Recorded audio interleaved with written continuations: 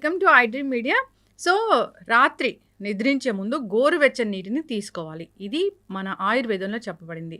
ఇది ఒక ప్రాచీన వైద్య విధానము. ఈ రెమెడీని పాటిస్తే చాలా రకాల అనారోగ్య సమస్యలకు చెక్ పెట్టవచ్చట.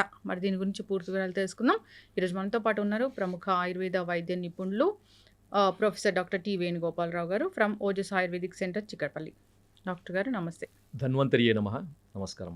డాక్టర్ గారు, జనరల్గానే చెప్తూ ఉంటారు ఆయుర్వేదంలో చెప్పిన చిట్కాలన్నీ కూడా సో రూట్ కాజ్ ఏంటి దాన్ని ట్రీట్ చేస్తుంది.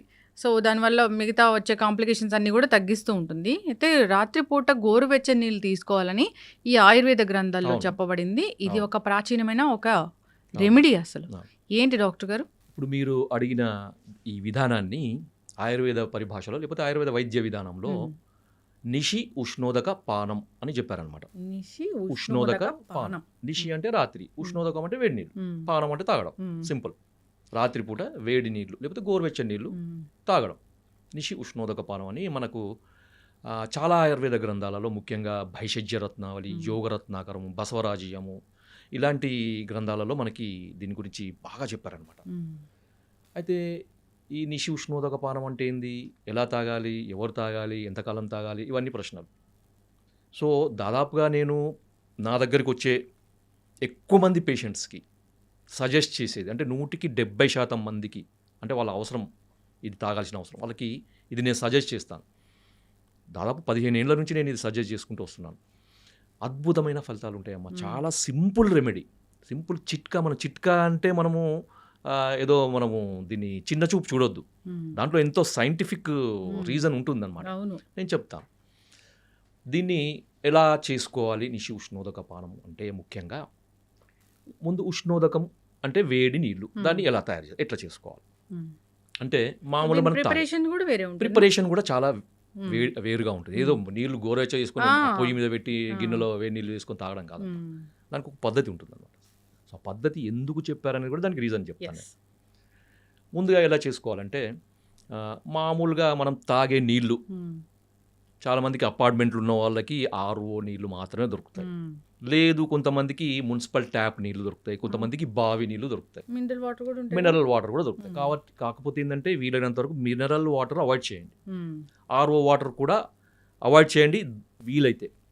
దీని కొరకు ఏం చేయాలంటే ఒక గ్లాసు నీళ్లు లేకపోతే 2 గ్లాసుల నీళ్లు తీసుకోండి. ఇప్పుడు నేను చెప్పిన నీళ్ళని తీసుకొని ఆ 2 గ్లాసుల నీళ్లు మరగపెట్టాలన్నమాట. ఎంతవరకు మరగపెట్టాలి అంటే 2 గ్లాసుల నీళ్లు అర గ్లాస్ అయ్యే వరకు మరగపెట్టాలి. మ్మ్. లేకపోతే 4 కప్పుల నీళ్లు 1 కప్పు అయ్యే వరకు మ్మ్. మరగపెట్టాలన్నమాట. ఇప్పుడు తీసుకోవాల్సింది ట్యాప్ వాటర్ మనం. ట్యాప్ వాటర్ అయితే మున్సిపల్ చాలా వాటర్. మంచిది. ఎందుకంటే ట్యాప్ వాటర్ మనకి కృష్ణా వాటర్ కానీ మంజీరా వాటర్ కానీ మనకి నదుల నీళ్ళే దాదాపుగా మనకి మున్సిపల్ వాటర్ తీసుకోవాలి. తీసుకుంటే మంచిది అనమాట. మ్మ్. బావి నీళ్ళైనా మంచిదే. మ్మ్. దీన్ని చతుర్భాగ అవశేష ఉష్ణోదకము అంటారు. అంటే ఒక భాగాన్ని 4 భాగాలు అయ్యే వరకు మరగబెట్టిన నీళ్ళు అనమాట. మ్మ్. లేదు మాకు ఇంకా కొంచెం తొందరగా కావాలి, మాకు అంత టైం లేదంటే అర్ధ భాగ అవశేషం అంటే 2 కప్పుల నీళ్లు 1 కప్పు అయ్యే వరకు, లేకపోతే 1 గ్లాసు నీళ్లు అర గ్లాస్ అయ్యే వరకు, అర్ధ భాగ అవశేషం. ఇంకా కొంచెం స్ట్రాంగ్గా కావాలంటే 8వ వంతు అంటే 2 కప్పుల నీళ్లు పావు కప్పు అయ్యే వరకు మ్మ్. అలా కూడా తీసుకోవచ్చు.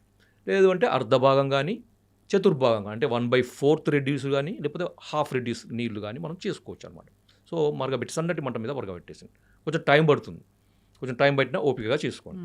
చేసుకొని దీన్ని ఏం వడపోయాల్సిన అవసరం లేదు. దాన్ని డైరెక్ట్గా మనము తాగగలిగేంత వేడిగా ఉన్నప్పుడు మీరు టీ లాగా తాగేసేయండి. మ్మ్. తాగగలిగేంత వేడిగా ఉన్నప్పుడు దీన్ని తాగాలన్నమాట. సార్ మరి ఇది ఎప్పుడు తాగాలి అంటే దీనికి ఒక పద్ధతి కూడా ఉంది, తయారు చేసుకునే పద్ధతి ప్లస్ తాగే విధానం. ఎప్పుడు అంటే రాత్రిపూట భోజనం చేసిన తర్వాత 2 గంటల గ్యాప్ ఇచ్చి తాగాలన్నమాట. మ్మ్. ఎందుకు అంటే మనకు తీసుకున్న ఆహారము పూర్తిగా జీర్ణమయ్యి మనకి పొట్టలోకి వచ్చినప్పుడు ఇది తీసుకోవాలన్నమాట. మ్మ్. సో అందుకని ఏంటంటే మనకి ఈ ఫుడ్తోని కలవడం జరగదు. మ్మ్. మామూలు ఉదాహరణకి మీరు 7 గంటలకి లేకపోతే 8 గంటలకు మీరు రాత్రి డిన్నర్ చేస్తారనుకోండి, 10ంటికి తీసుకోండి. మ్మ్. లేకపోతే కొంచెం ఎర్లీగానే తీసుకోవాల్సిన మీకు అనిపిస్తే 7 గంటలకు మీరు భోజనం చేసేసి 9 గంటల వరకు తీసుకోండి. మ్మ్. తీసుకొని మీరు ఒక 10 నిమిషాల తర్వాత పడుకోండి, లేకపోతే అర్ధ గంట తర్వాత పడుకోండి, మీ ఇష్టం. కానీ తిన్న తర్వాత మాత్రం అంటే రాత్రి డిన్నర్ తర్వాత మాత్రం ఒక 2 గంటల గ్యాప్ మాత్రం ఖచ్చితంగా ఇవ్వాలి. ఓకే. ఓకే, ఇది తీసుకునే టైము, మనం తయారు చేసుకునే పద్ధతి. రెండవది, సార్ మరి దీనివల్ల మనకు ఉపయోగాలు ఏంటి? అందరికీ మనకి డౌట్ కదా, మీరు తీసుకోమన్నారు మేము తీసుకుంటాం, కానీ దీనివల్ల ఏం సార్ మాకు ఏం బెనిఫిట్, ఎందుకు తీసుకోవాలి సార్, మాకేం పని లేదా అని అడుగుతారు కదా. చెప్తాను. దీనికి ఏంటంటే మొట్టమొదటి ఉపయోగం ఇది. నేను ఒక ఆయుర్వేద దీనికి సంబంధించిన ఒక శ్లోకాన్ని మీకు ఎక్స్ప్లెయిన్ చేస్తాను అనమాట. నా దగ్గర ఉంది అది. దీన్ని ఏమని చెప్పారంటే నిషి ఉష్ణోదక పానం శ్లేష్మ ఆమ మేధోగ్నం వస్తిశోధన దీపనం శ్వాసకాస జ్వరహరం పీతం ఉష్ణోదకం నిషి. దీంట్లో మనం గమనించాల్సింది ఏంటంటే ఆమదోషము, తర్వాత శ్లేష్మదోషము, తర్వాత మేధోగ్నం, మేధస్సు అంటే ఫ్యాట్. ఎవరైతే ఇంతకుముందు నేను కొన్ని ఒబెసిటీకి వాడే మందులకు అనుగుణంగా అవి వాడుతూ కూడా రాత్రిపూట ఈ ఇప్పుడు నేను చెప్పిన విధానంలో వేడి నీళ్ళు కనుక తాగితే మనకి ఫ్యాట్ కూడా తగ్గుతుంది. ఖర్చు లేని వైద్యం అన్నమాట. కొంతమందికి ఏ మందు వాడడం సార్, ఎక్సర్సైజ్ చేయం, డైట్ చేయం, ఏదైనా టిప్ చెప్పండి అంటే ఇది చెప్తాను నేను. ఇంకొకటి ఏంటంటే శ్వాసకాస పీనసం అంటే మనకి అలర్జిక్ రైనైటిస్. కొంతమంది లేవగానే తుమ్ములు, దగ్గు, ముక్కు కారడము, కళ్ళు ఎర్రబడి, తర్వాత అంత ఛాతీలో అంత శ్లేష్మ, వీళ్ళందరికీ కూడా ఉపయోగం అనమాట. రెగ్యులర్గా తాగండి. మీకు తీసుకునే మందులకు అడిషనల్గా ఇది కనుక మీరు చేస్తూ ఉంటే మీకు మందులు అద్భుతంగా పనిచేస్తాయి. మందులు ఎక్కువ కాలం వాడాల్సిన అవసరం లేకుండా తక్కువ కాలంలో వాటి రిజల్ట్స్ కనపడతాయి అనమాట. తర్వాత ఇంకొకటి కాన్స్టిపేషన్. ఉదయం లేవగానే చక్కగా మోషన్ అవుతుంది, ఫ్రీగా మోషన్ అవుతుంది. తర్వాత డే అంతా కూడా ఎనర్జెటిక్గా ఉంటారు అనమాట. ఎందుకంటే దీనికి ఆమ దోష హరం అని చెప్పారు. ఆమం అంటే టాక్సిన్స్, అవి బయోటాక్సిన్స్, ఫుడ్ వల్ల వచ్చేవి, మెటబాలిక్ యాక్టివిటీలో వచ్చే టాక్సిన్స్, లేకపోతే రకరకాల టాక్సిన్స్ని మనమి ఆమదోషం కింద. ఆమదోషం అది పెద్ద టాపిక్ అది. సో ఆమదోషం ఉన్నప్పుడు శరీరంలో అంత బరువు, నీరసము, లేకపోతే ఎప్పుడు చిన్న పని చేసిన తొందరగా అలసిపోవడము, లెథర్జీగా ఉండడము, దేని మీద కాన్సన్ట్రేషన్ లేకపోవడము, కొంచెం పని చేసినా కూర్చోవాలనిపించడం, కూర్చున్న తర్వాత పడుకోవాలనిపించడం, పడుకున్న తర్వాత పూర్తిగా నిద్రలో జారుకోవాలనిపించడము, తర్వాత చిరాకు, చిన్నదానికి చిరాకు, ఏదైనా కొద్దిగా సౌండ్ విన్నా కానీ ఆయాసం లాగా రావడం, దడలాగా రావడం, కోపం రావడము, రెస్ట్లెస్నెస్, ఇవన్నీ ఉంటాయి అన్నమాట. ఇవన్నీ కూడా ఆమదోషానికి సంబంధించినవి. సో ఇవి తీసుకోవడం వల్ల ఏమంటే బాడీ డిటాక్స్ అవుతుంది, శరీరంలో ఉన్న మనకి టాక్సిన్స్ అన్నీ కూడా పోతాయి అన్నమాట. పోయి బ్లడ్ ప్యూరిఫై అవుతుంది, మన పేగులలో ఉండే మలం, చెత్త చెదారము, తర్వాత మలం, మన టాక్సిన్స్ అన్నీ కూడా బయటికి వెళ్ళిపోతాయి. వెళ్ళిపోయి మనకి రోజంతా హుషారుగా ఉండేటట్టు చూస్తుంది అన్నమాట. సింపుల్ రెమెడీ, చాలా సింపుల్ రెమెడీ. ఎంత మనకి దీనికి ఏమైనా ఖర్చు ఉందా? ఏం లేదు. నీళ్ళు తాగి పడుకోవడం, పాలు తాగే బదులు పాలు, కొంతమంది జ్యూస్లో తాగే అలవాటు ఉంటుంది, అవన్నీ మానేయండి. మీరు జస్ట్ ఒక నీళ్ళు తాగండి, వేడి నీళ్ళే తాగండి, ఖర్చు లేని పని తాగండి. మీరు ఇవన్నీ బెనిఫిట్స్ వస్తాయి. తర్వాత ఇంకొకటి ఏంటంటే కొంతమందికి స్కిన్ డ్రై అవుతుంది, ఇప్పుడు చలికాలం కదా, స్కిన్లో హైడ్రేషన్ కూడా అవుతుంది, చర్మం మొత్తం తేమగా ఉంటుంది, స్కిన్ కలర్ కూడా పెరుగుతుంది దీంతో. ఎందుకంటే టాక్సిన్స్ అన్ని పోతుంటాయి కదా, బ్లడ్ ప్యూరిఫై అవుతుంది కదా, స్కిన్ కూడా మంచిగా గ్లో పెరుగుతుంటుంది, మరి చూడగానే ఏదో హెల్తీగా కనపడుతుంది, ముఖం కూడా తేజస్సుగా కనపడుతుంది. సో ఇన్ని బెనిఫిట్స్ ఉన్నాయి. తర్వాత ఇంకొకటి ఏంటంటే ఇది కొంతమందికి ఈ హెచ్డిఎల్ లెవెల్, ఎల్డిఎల్ లెవెల్, మనకి లిపిడ్ ప్రొఫైల్ అంటారు కదా, లిపిడ్ ప్రొఫైల్లో హెచ్డిఎల్ లెవెల్ మనకి తక్కువ ఉండడం, ఎల్డిఎల్ లెవెల్ ఎక్కువ ఉండడము, టోటల్ కొలెస్ట్రాల్ ఎక్కువగా ఉండడం, వీళ్ళకి కూడా ఇది వాడుతుంటే, ఆ మందులకు అడిషనల్గా వాడుతుంటే కూడా మంచి బెనిఫిట్స్ ఉంటాయి. సరే ఇవన్నీ చెప్పారు. మీరు ఇంట్రెస్ట్ ఉన్న వాళ్ళు ఈ పార్ట్ చూడండి, ఈ లాస్ట్ పార్ట్. ఇది కారణం చెప్తాను నేను ఎందుకు అని, ఎందుకు ఇది ఇంత అద్భుతంగా మీరు చెప్తున్నారు, దీని యొక్క ప్రాముఖ్యత ఏంటి, అసలు దీని వెనకాల ఉన్న సైంటిఫిక్ రీజన్ ఏంటి. సింపుల్ అమ్మా, మనకి శరీరంలో స్రోతస్సులు అని ఉంటాయన్నమాట, నాడులు అని అంటారు. సూక్ష్మ నాడులు, స్థూల నాడులు అంటే సబ్టిల్, అంటే మనకి సూక్ష్మ అంటే సబ్టిల్గా ఉండే నాడులు అంటే మార్గాలు, పతాలు, వేస్, తర్వాత మనకి capillaries, blood vessels, capillaries, lymphatic డ్రైనేజ్కి సంబంధించినవి, తర్వాత వీన్స్, వీటి ఆర్టరీస్, నర్వ్ కండక్షన్ సంబంధించిన నర్వ్స్, వీటన్నిటిని కూడా మనం స్రోతస్సుల కింద తీసుకోవచ్చు. అవి కంటికి కనబడని వాటిని మనకి సన్నగా ఉండేవాటిని సూక్ష్మ స్రోతస్సులు అంటారు. స్థూల స్రోతస్సులు అంటే మనకి గ్యాస్ట్రో ఇంటెస్టైనల్ సిస్టంలో ఉండే మనకి పేగులు, తర్వాత ఇవన్నీ కూడా మనకి స్థూల స్రోతస్సుల కింద తీసుకోవచ్చు.